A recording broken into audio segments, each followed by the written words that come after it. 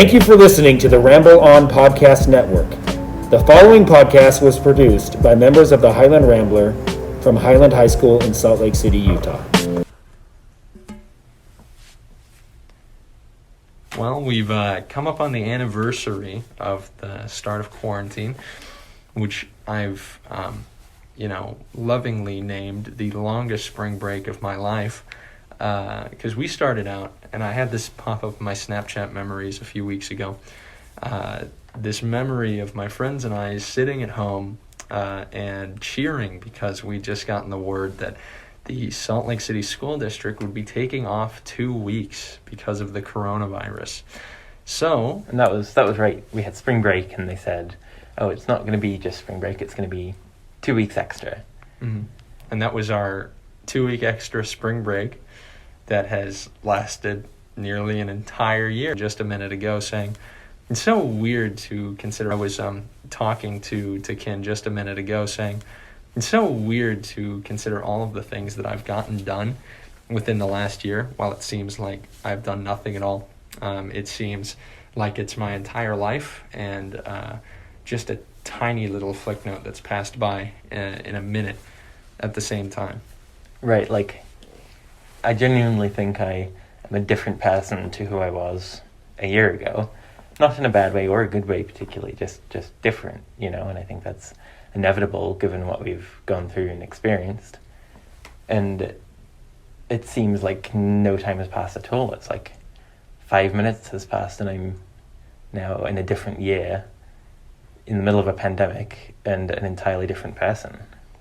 I think it's pretty funny too, the way we're going about doing whatever. People still find ways of getting into, political engagements, very heated ones. I mean, throughout this past year, we've seen a shift in presidency, we've seen a heated election, we've seen all kinds of things, and we've been forced to watch most of them from our own homes, which obviously complicates things a little bit. And past that, I was thinking, a lot of schools are having prom. That must be really difficult to find somebody to go with who hasn't been your friend already. And I suppose it's fortunate that freshmen don't, go to prom. They can go to a few dances, but I think there's like that social stigma. And the fact that they don't go to prom might be a little bit lucky, because if I was in their shoes and you don't even know anybody in your high school, that must be terrible. My sister is a freshman this year, and she's lucky enough to be in some extracurriculars. Because if you're not in any of those, how do you even get to know anybody? You really can't.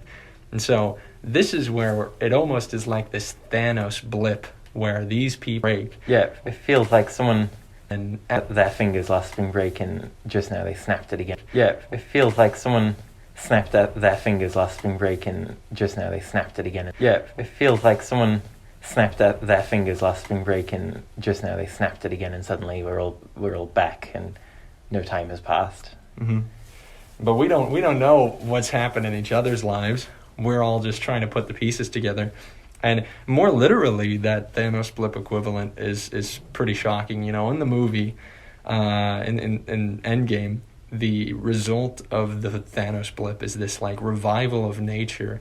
And I remember at the start of the pandemic, at the start of the lockdown, there were all of these articles that came out about how animals were returning to their natural habitat. There were dolphins in the kind of watery streets in England, and the watery streets. The watery streets. What do you call those? I think you're thinking of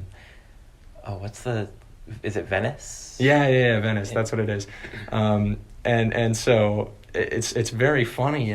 We don't realize the role that humans play in commanding nature. And so when humans took a step back, people would report seeing deer just like walking around, roaming around, taking back the wild. I thought that was wonderful. And the air quality too. I remember specifically the first couple of months, maybe 4 months after the start of lockdown, when people were not driving to work as much and not driving around, the air quality in Salt Lake at least was significantly better, to the point where you could see if you went up to, let's say, the H Rock or the avenues, you could see across the valley straight down to Point of the Mountain or Stansbury Island if you're looking west.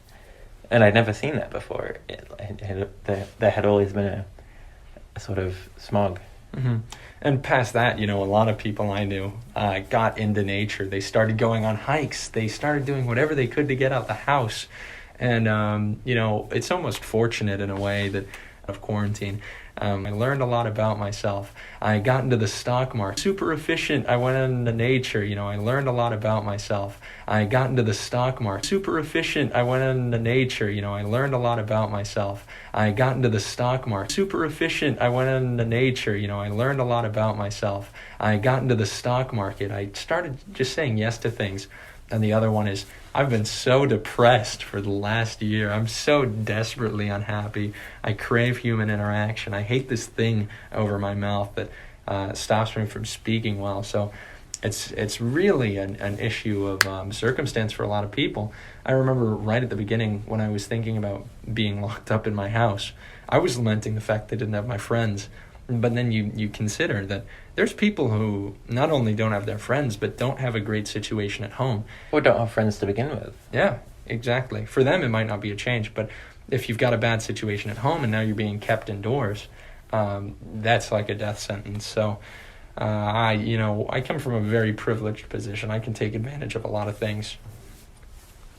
And I mean, even though we did have to deal with not seeing our whole friend group. If you all don't know, me and Kai have associated for a long time, and we share many of the same friends. And at the very beginning of the pandemic, we didn't see anyone for a long time till we decided to start meeting up this white church parking lot on the church was white on 15th East, and we'd meet up there like a couple times a week with everybody and sit in the back of our cars all parked in a caravan circle.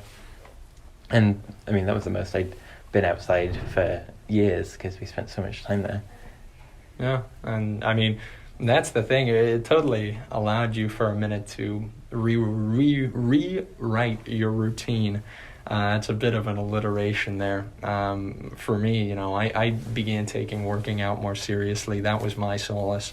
To where I could I could live my little bit of a hit, but it, or rather, perfectly into the beginning of this year in such a way that it didn't bled perfectly into the beginning of this year in such a way that it didn't really bled perfectly into the beginning of this year in such a way that it didn't really bled perfectly into the beginning of this year in such a way that it didn't really bled perfectly into the beginning of this year in such a way that it didn't really feel like school had started or ended. It just felt like a really long pause.